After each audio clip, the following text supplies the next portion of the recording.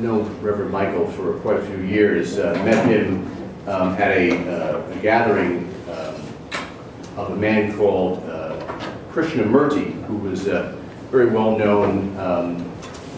While you're talking, let me bring up the Agape website. Okay.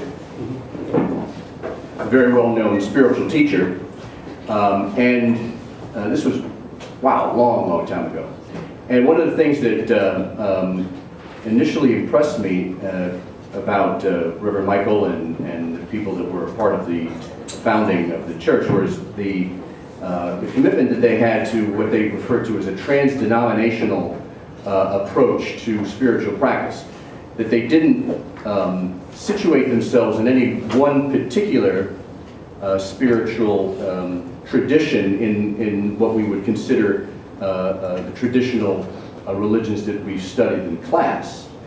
Rather, much like Scientology, it's rooted in a philosophy that sort of stems from an originator, in this case Ernest Holmes, and from a particular practice called Science of Mind, or the Church of Religious Science. So what you see is Scientology, that name, and the Church of Religious Science, or Religious Science, Ernest Holmes, and you have L. Ron Hubbard. And then one of the other people that was really key during this time when these new religions were being founded was somebody who many of you may have read about or may have actually read her works, Ayn Rand. Has anybody heard of Ayn Rand? Okay. So when you think of what we just, our discussion on Scientology, and this sort of this individualist spirit that people were talking about the primacy of the individual, and some others were talking about what are considered to be rather sometimes conservative principles based on the self, etc. These principles very much are consistent with a concept of the individual essentially being the prime unit, capable of transcendence and of reaching a state of, I wouldn't call it perfection, but at least perfecting the self. And so that's what a lot of the new trans-denominational religious and spiritual practices sort of share in common with each other. Agape comes out of that tradition. It broke away from the Church of Religious Science about 5 years or so ago. So although Agape originates and comes out of this tradition, it broke away from the overarching structure and has created its own brand, so to speak, around Reverend Michael, who's the founder, and Reverend June Gatlin, who's the founding advisor and oracle and spiritual advisor for the church. People who have had a very long tradition working in some very innovative approaches to spirituality. One of the things that sort of guides the foundation of this church is that each individual, in essence, is a direct expression of what of the phenomena of God. God is considered to be an omnipresent, omniactive, all-powerful entity that acts through each individual. So it's a different conception of a deity as not being separate and apart from the individuals, but acting through and as each individual. So that's one of the innovations of this particular religious tradition. Agape itself is an ancient Greek word which connotes the idea of God's love or unconditional love.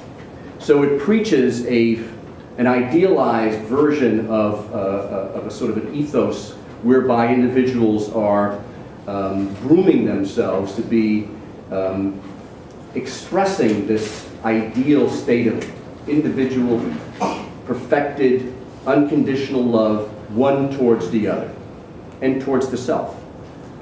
Now, the key principles or the key practices that are a part of bringing this about revolve around a certain kind of prayer and meditation, which are assumed to lead one to a state of self-realization.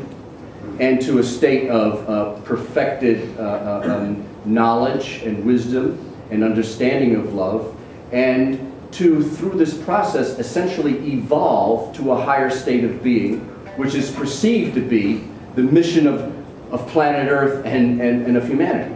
To raise the consciousness to a higher level, to be more expressive of this phenomena, this idealized phenomena of God, of love.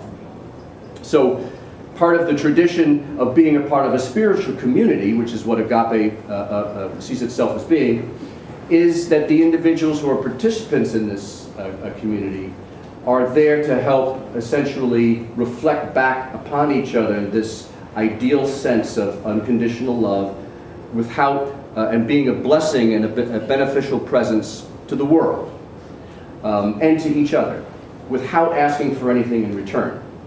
So, in some respects, with regards to what you've heard at Scientology, you'll find many of the internal mechanisms in terms of how people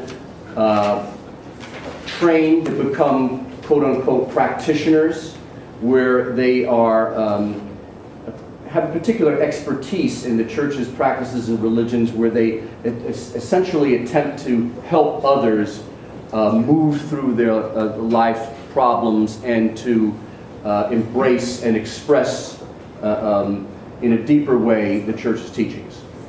Now, those things are, it's like a sort of a little school within the overall apparatus of the church. You pay a tuition, you pay a fee to learn the more and more of what the church has to teach us. So there are certain kinds of similarities in terms of the mechanisms by which there's this self-reproducing model of individuals who then become practitioners, who then train other people to become practitioners, who spread the gospel, as it were. So here's a little bit of Michael, if you want to... Good. So one of the things what we can do is, at least you get a chance to see Reverend Michael do, I'm not sure if there's one of him actually at the church, but let's see what that one looks like. You get a sense of some of the choir, which is fantastic, and the experience of being there on a Sunday. It's really a unique and one of the most diverse places I've ever been to in terms of the people. Breaking through my core. That's Michael's wife. Shining in the darkness, I can see the light of day. I'm this new territory. It's my strength, it is my way. Set this new territory. It's my strength, and now I pray.